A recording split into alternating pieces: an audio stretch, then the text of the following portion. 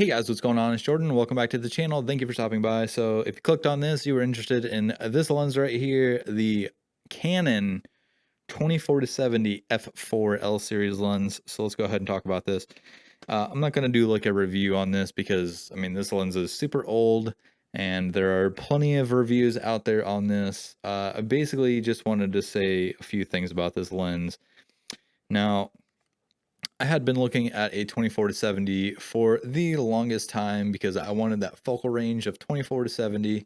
I mean, in the holy trinity of lenses, you have 16-35, 24-70, and or 14-35, 24-70, and then 70-200. So I have two Canon L series f4 24-70. I have my Tamron 70-200 back there, which I think is still a really solid option if you can't afford Canon series L glass. Tamron makes a solid lens. I was kind of on the fence because, you know, everybody's always boasted about Sigma and stuff, and honestly, I think that I went with the correct purchase with Tamron because that lens is ridiculous, especially for the price. 700.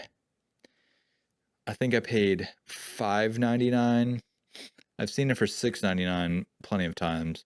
I think I paid $4.99 or $5.99. I forget. Anyways, I'd have to go back in the videos and look. But solid lens if you are interested in something like that.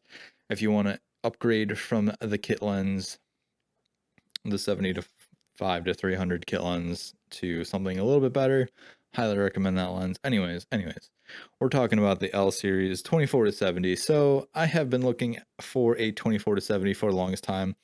I believe that this version is the very first generation of the Canon 24-70s. So this is the f4. Obviously, this is f4.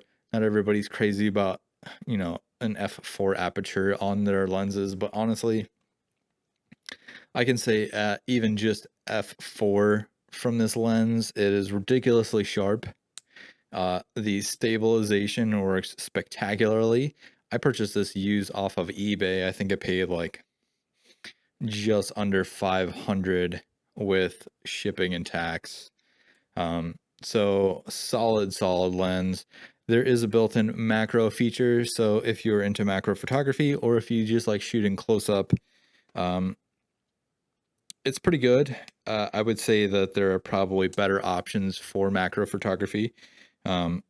This for macro, it just seems that it really like you got to be pretty spot on to focus, and you got to be real steady. And then especially at f4, you're gonna want to stop down to like an f8 at least to get a lot more like a more of a usable image. But that's not to say you can't use it. I don't know, this whole button here, you gotta like push it up and then twist it, and it's kind of a pain. But very similar to old style lenses of the age. So old SLR lenses had the same feature where there was a little button that you would push and then you would just rotate it to get into like a macro feature, which is kind of nice. I mean, Canon was definitely keeping that SLR feel into the DSLR age, which was very cool. I like that. The images that come off of this are spectacular. I will tell you right off the bat, like I said, I mean, even at f4, these are razor sharp images. And I honestly don't think that you would want anything other than f4. I mean, you can stop it down. I mean, they definitely get a lot sharper up until probably about f11. And then probably from about f16, you really won't notice a whole lot more. This is a solid lens. So like I said, I mean, I paid maybe just under 500 for this. I mean, the image stabilization on this is fantastic. It works spectacularly, uh, especially if you're doing handheld video work or handheld shooting. You're not going to have any real issues with that. The autofocus works good. I mean, it's a little hefty, so if you're trying to vlog with this lens specifically, let's say you're going to need a very steady handheld tripod. I have a little crappy one. Let me grab it real quick. So I have this. I actually purchased it at Walmart. It's like an on little like camera tripod. This works well for vlogging if you don't want to go spend a lot of money on like a Joby Gorilla Pod or like a Switch Pod or something. Only downside with this thing is it does not hold a lot of weight.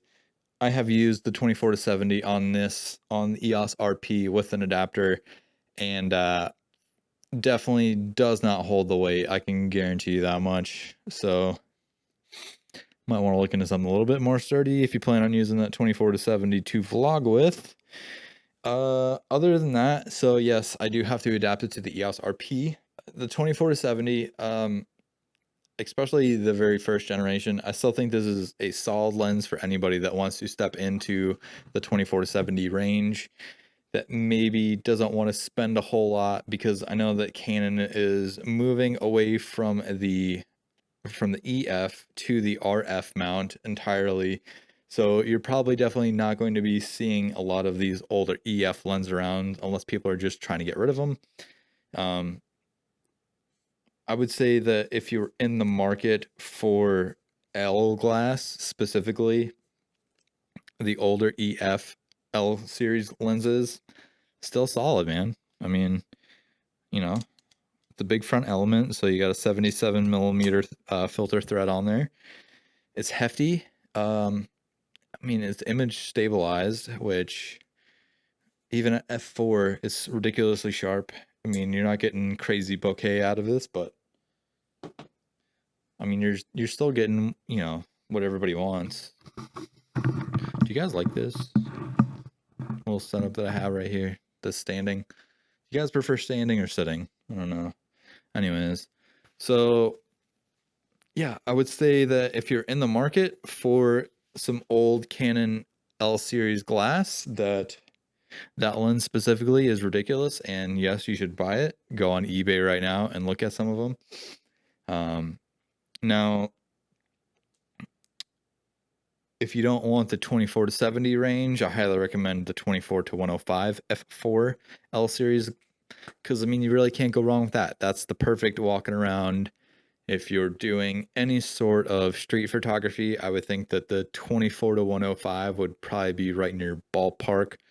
If you're a street photographer, or if you are a wedding photographer, 24 to 70 is good. But if you have a little bit of extra reach and you don't have to swap lenses, if you just go to 24 to 105, I think you'd be all right with that.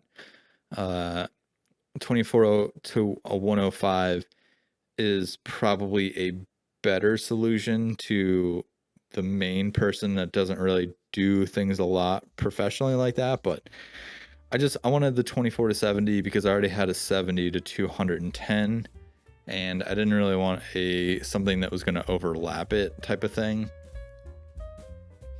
And yes, there are use case scenarios where you probably would want that. Like I said, I mean, if you're looking for a lens to just go walk around and do street photography with, I think a 24 to 105 is much better than a 24 to 70.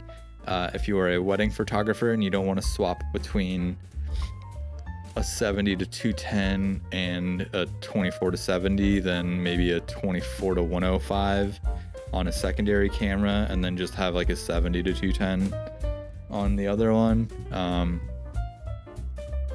But I mean, entirely up to you. And plus, it's an f4, so not everybody's looking for the f4. Which, yes, you can still buy the f2.8s. They're a lot more expensive, so you're gonna be looking at. I mean, I spent, like I said, like 500, just under 500 on that lens by itself. If you wanted the f2.8 version of that, you're probably looking at $900 to $1,100, depending on the condition, depending on where it's coming from.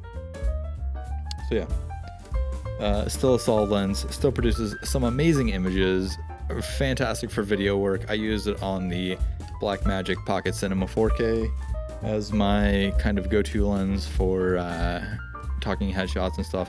I was using, which the lens I'm actually using right now, which is the Tamron, or Tokina, I'm sorry, it's the Tokina 28mm f2.8, which is an old SLR lens, but you adapt it and you get some pretty solid results with that too.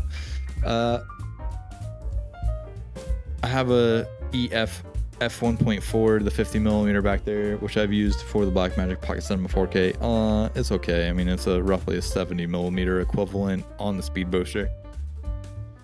But yeah, like I said, I use this lens right here on the Blackmagic Pocket 4K. I also use it sometimes too for the EOS RP for talking headshots, but I generally just stick with the RF 50mm f1.8. So yeah, go buy one.